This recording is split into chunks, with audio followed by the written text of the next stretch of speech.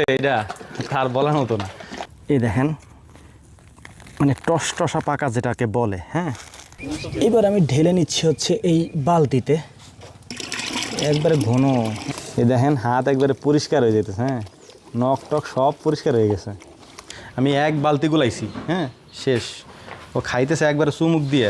আসসালামু আলাইকুম। আমার হাতে এই মুহূর্তে যেটা দেখতে পাচ্ছেন এইটা হচ্ছে পাকা তাল। আমাদের এদিকে প্রচুর পরিমাণে তাল গাছ হয় এবং এত বেশি পরিমাণে তাল হয় এটা আসলে না দেখলে বিশ্বাস করবেন না। আচ্ছা, যাই হোক, এই তালগুলা আমরা একসময় আমাদের গরুকে খাওয়াইতাম। হ্যাঁ, গরুর খাবার হিসেবে এই তালগুলাকে ব্যবহার করতাম আজ থেকে প্রায় 10 বছর আগে। এই দেখেন তালগুলি কি সুন্দর গাছে পেকে আছে। এই পাকা তালগুলি আস্তে আস্তে করে নিচে পড়তেছে। এগুলো হচ্ছে একেবারে সুন্দর করে পেকে গেছে, একবারে এত সুন্দর একটা ঘ্রাণ আসতেছে। এই দেখেন মানে টসটসা পাকা যেটাকে বলে। হ্যাঁ, এই যে 3টা আটি হয়, এই 3টা আটি হচ্ছে পেকে গেছে এভাবে। আগে এই তালের পিঠা বানানো হইতো কলার পাতা দিয়ে। যাই হোক, এটা তো অতীত হয়ে গেছে, এখন আর মানুষ এগুলো করে না। তো আমরা এই তালগুলাকে নিয়ে যাচ্ছি, চলেন খামারে আপনাদেরকে দেখাই এই তালগুলা দিয়ে আমরা গরুকে কীভাবে খাবার তৈরি করে খাওয়াইতাম আগে, বিশেষ করে আমাদের যে দেশি গরুগুলো ছিল আগে ওইগুলাকে। চলেন যাওয়া যাক। এটা দুইজনে নিতে গেলে আরও কষ্ট বেশি আর কি, একজনের মাথায় করে নিয়ে যাই। ধরো, বিসমিল্লাহ। চলো, ঠিক আছে না? এবার আরাম হয়েছে আরও। এই যে দেখেন এই গাছে কতগুলো তাল পাকা শুরু করছে, এটা পরিপূর্ণভাবে এখনও পাকে নাই। আর কয়েকদিন পরে এই গাছের তাল, ওই যে ওই দিক দিয়ে সব তাল গাছ এগুলো। হ্যাঁ, এই তাল গাছের তালগুলা নিচে পড়বে। আমরা আসলে এত দূর আসতাম না, আমাদের বাড়ির কাছে যে তাল গাছ আছে আমরা সারা জীবন ওইগুলাই খাওয়াইছি। এখানে আমি আসছিলাম, ভাবলাম তালগুলা নিয়ে যাই আর কি। চলেন। এই যে পাথারকে পাথার সবুজ দেখতেছেন, এইটা পুরোটাই কিন্তু ধান। হ্যাঁ, একটা ইন্টারেস্টিং জিনিস আপনাদেরকে বলি, এইটা কিন্তু লাগানো ধান না, অর্থাৎ রোপণ করা ধান না। এই ধানটা মূলত বোনা ধান। আমাদের এখানে আমি আপনাদেরকে আগেও বলছি, এই যে যত জমি দেখতেছেন এই সমস্ত জমিতে পাট বোনানো ছিল। পাট কাটার পরে পাটের ভেতর থেকে ধানগুলা রয়ে গেছে আর কি। পাট যখন থাকে তখনই হচ্ছে এই ধানটা বুনে দেওয়া হয়। পাট কেটে ফেলার পরে ধান থেকে যায়, যদিও ফলন একটু কম হয়, তারপরেও এইটা আমাদের একটা বাড়তি ফসল। খামারে আনার পরে তালগুলোকে আমরা ছুটাই নিচ্ছি আর কি এভাবে। এই যে চুকলাগুলো আছে না, আমরা এই চুকলাগুলো রেখে দিতাম, এইগুলো ফেলতাম না আর কি। এটা একটু কাঁচা কাঁচা, যদিও পরিপূর্ণভাবে পাকে নেই। এবার এর মধ্যে পানি ঢেলে নেই, নাহলে কাজ হবে না। ঢালো, বিসমিল্লাহ।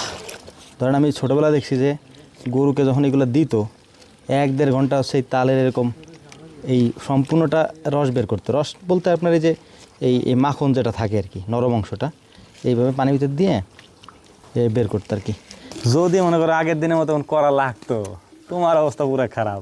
3 ঘন্টা লাগতো তোমার খেলে এমন তাল গলানো। এই দেখেন হাত একবারে পরিষ্কার হয়ে যেতেছে। হ্যাঁ, নখ টক সব পরিষ্কার হয়ে গেছে, চকচক হয়ে গেছে একবারে। এই এতটুকু দিছে তাই তাল ঘন হয়ে গেছে একবারে। হ্যাঁ, একবারে ঘন মানে কড়া ঘন হয়ে গেছে। খায় না শ্বশুরে? তোমার শ্বশুরে খায় না? কাহিনী কি বুঝলাম না। শ্বশুরের লোকজন বলে এগুলো খায় না, তার মানে কি? হ্যাঁ, তুমি গোপনে কাম সারিয়ে দিছো নি বাবু কা? এটা তো ঠিক না বাবু কাকা, এটা তো ঠিক না। এই তাল গাছের কয়েকটা সেক্টর আপনাদেরকে বলি। প্রথমে এই তাল গাছের মোচা যখন আসে, মানে তালের মোচা যখন আসে, তখন ওইটার থেকে রস হয় আর কি। রসের পরে হয় হচ্ছে কয়েকদিন পরে শ্বাস। তাল শ্বাস পড়ার পর যে তালগুলো থেকে যায় ওই তালগুলোই পরবর্তীতে পাকার পরে যে এইগুলো হয়েছে আর কি। ধরেন যতগুলো আঠি জায়গা আছে সব তো আমরা এখানে ফেলাবো, কিছুদিন পরে এই জায়গার থেকে ওই ফুফা হবে আর কি। মানে তালের কোনো কিছুই ফেলানো যায় না আর কি।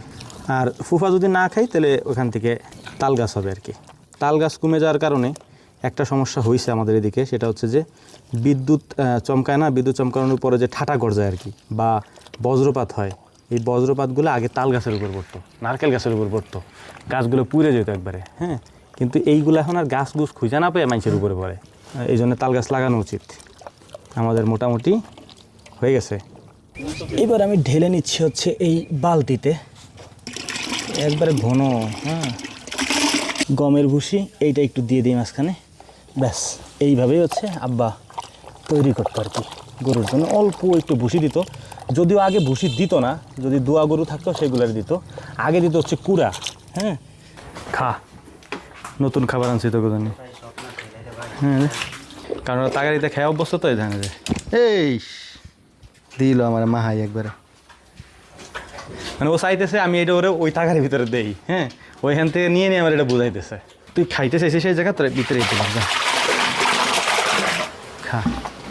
এখন আর কোনো সমস্যা নাই, এখন এমনিই খাবে। হ্যাঁ, ওর কাছে যে কি মজা লাগতেছে এটা তার বলার মতো না।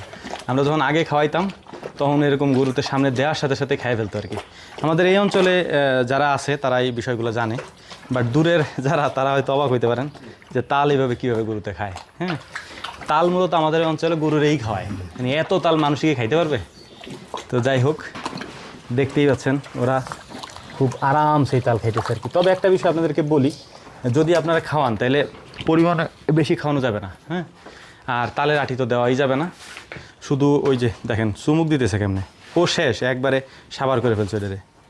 তারপর আমরা চেষ্টা করি মাঝে মাঝে একটু ডিফারেন্ট কিছু খাওয়ানোর জন্যে, কারণ একঘেয়েমি লাগে আর কি। আপনি মানুষ হিসাবে ধরেন বিভিন্ন সময় ভাত খান, তরকারি খান, ইলিশ মাছ খান, মুরগি খান, তারপর হচ্ছে মাগুর মাছ খান, শোল মাছ খান। হ্যাঁ, গরুরও তো একটু ডিফারেন্ট খাবারের প্রয়োজন হয়, তো মাঝে মাঝে আমরা ডিফারেন্ট কিছু আনি। বিশেষ করে গাভীগুলোতে এটা ভালো খায় আর কি। আমি যদিও সারে দেইনি এখনও, আমি এটা সম্পর্কে আইডিয়া নাই, কারণ ওইগুলো তো ওরা খায় নাই আগে পরে। এই যে ও শেষ করে দিছে সেন, আমি এক বালতি গুলাইছি, হ্যাঁ শেষ। ও খাইতেছে একবারে চুমুক দিয়ে, মনে হইতেছে যে তার ডাল রান্না করা হয়েছে। ওই যে সবুজ সবুজ আবার দেওয়া আছে ভিতরে, কি বলে ঘাস দিছে একটু, মনে হচ্ছে ধইনের পাতা উপর দিয়ে ছিটাই দিছে আর কি। দোয়া করবেন আমাদের জন্য। আসসালামু আলাইকুম রহমতুল্লাহ।